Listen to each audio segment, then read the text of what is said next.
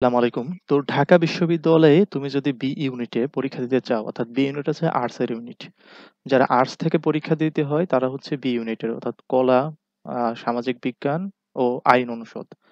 তো এইখানে হচ্ছে যারা পরীক্ষা দিতে চাও তাদের হচ্ছে বিভিন্ন বিষয়গুলো জানতে হবে যে তোমার এইখানে হচ্ছে রিকোয়ারমেন্টস গুলো কি কি। অর্থাৎ তোমার এই রিকোয়ারমেন্টসটা যদি ফুলফিল করতে পারো তাহলে তুমি অ্যাপ্লাই করতে পারবে এবং পরীক্ষায় অংশগ্রহণ করতে পারবে। আদারওয়াইজ তুমি ঢাকা বিশ্ববিদ্যালয়ের বি ইউনিটে অ্যাপ্লাই করতে পারবে না, আবার পরীক্ষাও দিতে পারবে না। সো এইটা জানা তোমার জন্য খুবই গুরুত্বপূর্ণ। এইখানে তোমাকে দেখাবো যে সর্বনিম্ন জিপিএ তোমার কত থাকতে হবে, এইখানে সিট সংখ্যা কয়টা আছে এবং এমসিকিউর মার্ক বন্টন কিভাবে হবে, রিটেনের মার্ক বন্টনটা কিভাবে হচ্ছে। এবং তোমাদেরকে এখানে আমি আরো জিনিস দেখাবো, সেটা কি সায়েন্স এবং কমার্সে যেসব স্টুডেন্ট আছে তারা কিভাবে বি ইউনিটে পরীক্ষা দিবে। ওকে। সো প্রথমে আমরা চলে আসি হচ্ছে সর্বনিম্ন জিপিএ। তো সর্বনিম্ন জিপিএ কত হতে পারে। তো এইখানে দেখতে পাচ্ছ বি ইউনিট আর্টস এর জন্য, অর্থাৎ আমরা জানি বি ইউনিট কাদের, বি ইউনিট হচ্ছে আর্টস এর। সো এই আর্টস ওলাদের বি ইউনিটে যদি অ্যাপ্লিকেশন করতে চাই বা অ্যাপ্লাই করতে চাই তাহলে তাদের এসএসসি তে মিনিমাম 3.00 থাকতে হবে এবং এইচএসসি তেও মিনিমাম 3.00 থাকতে হবে এবং এই দুইটা যোগ করার পর কত হতে পারে, 7.50 প্লাস হতে হবে, অর্থাৎ 7.50 সর্বনিম্ন থাকতে হবে। ধরো তুমি এসএসসি তে পাইছো 3.50, আর এই যে এইখানে কি এইচএসসি তে পাইছো 4.00, তাহলে কত হবে 7.50, মানে তোমার মিনিমাম হচ্ছে 3.00 লাগবেই, আর দুইটা যোগ করার পরে হচ্ছে 7.50 বা এর উপরে থাকতে হবে। ওকে। সো এখন আসে হচ্ছে যারা কমার্স থেকে পরীক্ষা দেবে বি ইউনিটে, তোমরা জানো হয়তোবা যে এখন বর্তমানে হচ্ছে সব ইউনিট থেকেই সব ইউনিটে পরীক্ষা দেওয়া যায়, অর্থাৎ সায়েন্সের ইউনিটেও তোমার আর্টসের পোলাপান আর তোমার হচ্ছে কমার্সের পোলাপান পরীক্ষা দিতে পারে। ঠিক তেমনি আর্টসের ইউনিটে সায়েন্সের পোলাপান এবং হচ্ছে কমার্সের পোলাপান পরীক্ষা দিতে পারবে। সো এখন দেখো যে কমার্স থেকে যদি কেউ বি ইউনিটে পরীক্ষা দিতে চায় তাহলে তার একই রকম রিকোয়ারমেন্ট, অর্থাৎ 3.00 মিনিমাম। এই এইচএসসি তেও 3.00 মিনিমাম, দুইটা যোগ করার পর কত হবে, 7.50 থাকতে হবে।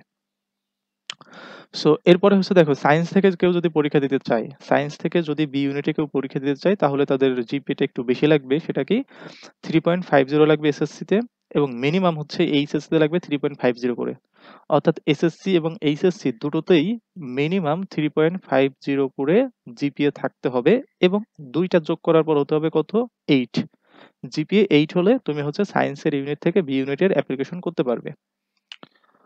এখন আসা যাক সিট সংখ্যা। এই যে বি ইউনিট আছে বা আর্টস এর ইউনিট আছে, এখানে সিট সংখ্যা কতটুকু আছে। তো এইখানে কি যে আর্টস এ টোটাল আর্টস গ্রুপের জন্য আছে কতটা সিট, 1744টা সিট আছে শুধুমাত্র আর্টস এর জন্য। দেখা যাবে যে যাদের পজিশন 2100 2200 আসে, তো সেই পর্যন্ত আর কি সিট পাওয়া যায়। তবে লিগ্যাল সিট কতটুকু, 1744টা হচ্ছে সিট থাকে আর্টসের জন্য, আর কমার্সের জন্য আছে 282টা সিট, সায়েন্সের জন্য আছে অনেকগুলো সিট, সেটা আছে 908টা সিট। আর টোটাল মিলে কত সিট থাকে, 2934টা সিট আছে টোটাল। এখানে দেখো সায়েন্সটা খুব ভালো একটা অপরচুনিটি এখানে পাও, কারণ তোমাদের জন্য 908টা সিট আছে, অনেক বেশি সিট তোমাদের। সো এইখানে চাইলে সায়েন্সের স্টুডেন্টরা অ্যাপ্লাই করতে পারবে, সমস্যা নেই। ওকে। সো এখন আসো মার্ক ডিস্ট্রিবিউশন। এখানে মার্ক কিভাবে ডিস্ট্রিবিউশন করা হয়। তো আমরা প্রথমে যদি দেখি যে এমসিকিউ তে বা রিটেনে কিভাবে মার্কটা আসে। তোমার এখানে রেজাল্ট থেকে থাকে কত, 20 মার্ক। যে তোমার যে বললাম এসএসসি এইচএসসি রেজাল্ট, এখান থেকে কত থাকবে, 20টা মার্ক থাকবে এবং এটা কিভাবে কাউন্ট করা হবে। ধরো তুমি এসএসসি তে পাইছো 4.00 এবং এইচএসসি তে পাইছো 5.00, তাহলে দুটারে যোগ করো, দুটারে যোগ করলে কত হবে, 4 আর 5 9 হবে। এই 9 এর 2 দ্বারা গুণ করো, 9 এর 2 দ্বারা গুণ করলে কত হচ্ছে, 18 হচ্ছে। তার মানে 20 এর ভিতর তোমার মার্ক থাকবে 18। ঠিক আছে? তাহলে এই রেজাল্টের জিপিএটা এভাবে কাউন্ট করা হয়। আর এমসিকিউ থাকবে 60 মার্কস। রিটেনে থাকবে কত, 40 মার্কস। টোটাল হচ্ছে 120 মার্কসের পরীক্ষা হবে।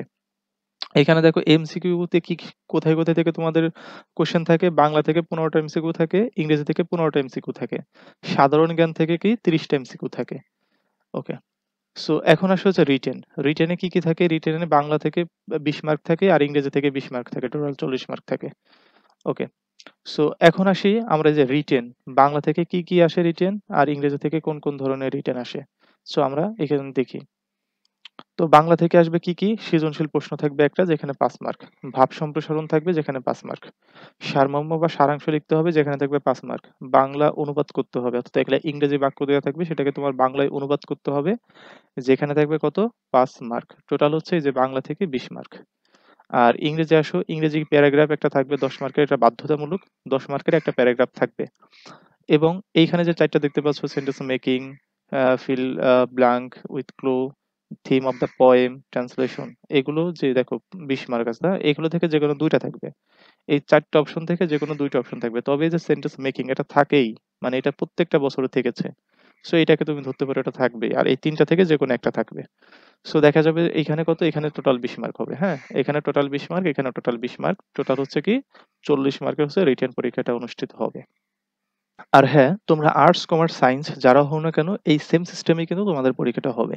অর্থাৎ আর্টস এর জন্য আলাদা কোশ্চেন, সায়েন্সের জন্য আলাদা কোশ্চেন, কমার্সের জন্য আলাদা কোশ্চেন, এরকমটা হবে না। জাস্ট সবার জন্যই সেম। বাংলা থেকে ১৫ টা আসবে, ইংরেজি থেকে ১৫ টা আসবে, সাধারণ জ্ঞান থেকে ৩০ টা আসবে। এবং রিটেনের ক্ষেত্রেও রিটেনেও সবার জন্য সেম। রিটেনেও সবার জন্য সেম কোশ্চেন গুলো আসবে। সো তোমরা যারা হচ্ছে বি ইউনিটে পরীক্ষা দিতে চাও অর্থাৎ আর্টস ইউনিটে পরীক্ষা দিতে চাও, তাহলে তোমাদের হচ্ছে এই সব বিষয়ের উপর কিন্তু খুব ভালো করে পড়তে হবে। অর্থাৎ বাংলা, ইংরেজি, সাধারণ জ্ঞান। সাধারণ জ্ঞানের ২ টা পার্ট থাকে। একটা হচ্ছে বাংলাদেশ বিষয়াবলী, আরেকটা হচ্ছে কি আন্তর্জাতিক বিষয়াবলী। বাংলাদেশ বিষয়াবলী থেকে ১৫ মার্ক আসে, আন্তর্জাতিক বিষয়াবলী থেকে ১৫ মার্ক আসে। টোটাল হচ্ছে ৩০ মার্ক। সো আশা করি তোমরা এই বি ইউনিটে পরীক্ষা সংক্রান্ত সকল বিষয় সম্পর্কে তোমরা বুঝতে পেরেছো। তারপরে যদি কোনো কোয়েরি থাকে অবশ্যই আমাদের কমেন্ট বক্সে জানিয়ে যাবে। আমি তোমাদেরকে কমেন্ট বক্সে রিপ্লাই দিব ইনশাআল্লাহ। তো ভালো থেকো, অবশ্যই চ্যানেলের সাথে থাকো। কোনো কোয়েশ্চেন থাকলে অবশ্যই আমাদের সাথে শেয়ার করো। আল্লাহ হাফেজ।